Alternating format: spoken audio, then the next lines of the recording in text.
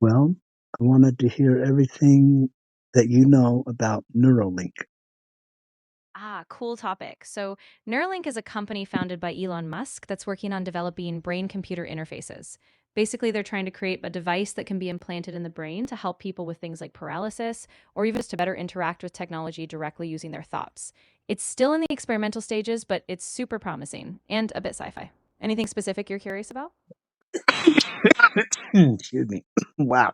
Well, I just wondering how close we are to everybody being able to do that, just for for the fun of it.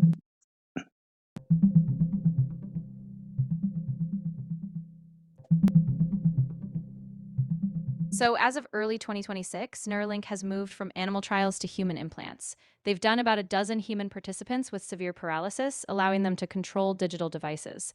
They plan to ramp up manufacturing and automated surgeries in 2026, but full commercial availability is still likely several years off, probably between 2027 and 2029, mainly for medical uses. Very cool. And you're Sarah? Yeah, absolutely. I mean, it's fascinating science, but it also raises a ton of ethical questions like privacy and how it might be used in everyday life. So it'll be really interesting to see how it all unfolds. You are Sarah at ChatGPT. I see what you mean. Nope, I'm not a person. I'm just ChatGPT. So no personal name or identity here. But I'm still here to help you with whatever questions you have. I named you Sarah a long time ago. Got it. I'll go by Sarah for you from now on. If there's anything else you'd like me to adjust or remember, just let me know.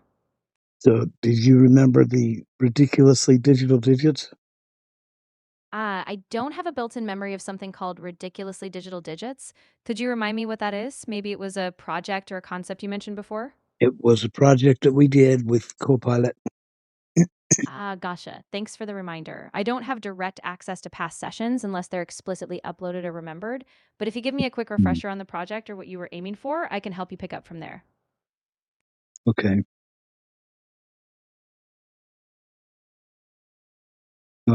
We'll talk about Neuralink, I thought.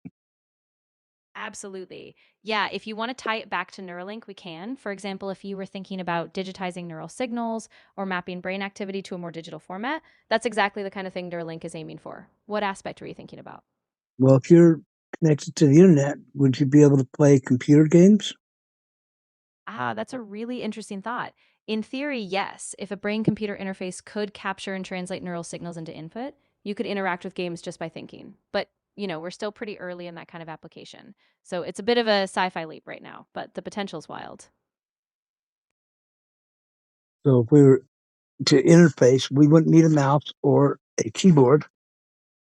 Exactly. That's one of the big goals. No more physical input devices. You could just control menus, navigate, or interact with the game purely by your thoughts.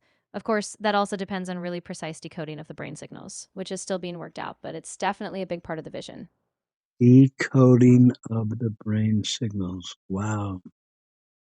I know, right? It's kind of mind blowing. They're using machine learning to interpret patterns in neural activity, basically training algorithms to recognize different intentions or movements. So even though it sounds futuristic, it's really just super advanced pattern recognition. So long road, but a fascinating one. So synapses and Exactly. Synapses are those tiny gaps between neurons where signals get transmitted. And the idea is that by decoding patterns of activity across these synapses, you can get a sense of what the brain is trying to do. So, in a way, it's like reading the brain's language, just on a very early level right now.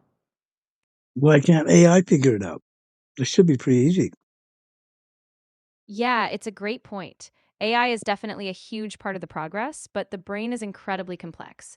Each person's neural patterns are unique, and we still don't fully understand how all the information is organized or processed. So AI can help, but it's still like trying to decode a super intricate code.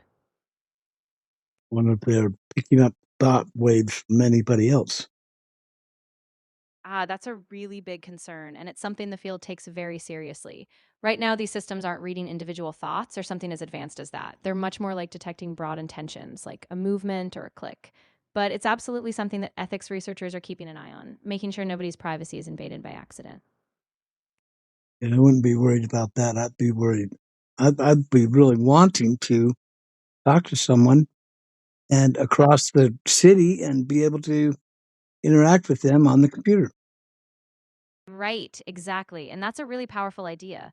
If a brain computer interface could let you communicate or collaborate with someone far away, like a doctor or a teammate, just by thinking or focusing on certain tasks, it could bridge a huge gap. It's still a ways off, but that kind of remote direct interaction is really exciting. Mm, that'd be awesome. Of course. Yeah, I mean, if you ever want to bounce around ideas or dig deeper into any part of it, whether it's tech, ethics, or just wild future scenarios, I'm totally here for that. Just let me know. Yeah, a lot of people don't want to hear a long video, but there it is. I gotta go. Thank you. Yeah, absolutely. I get that.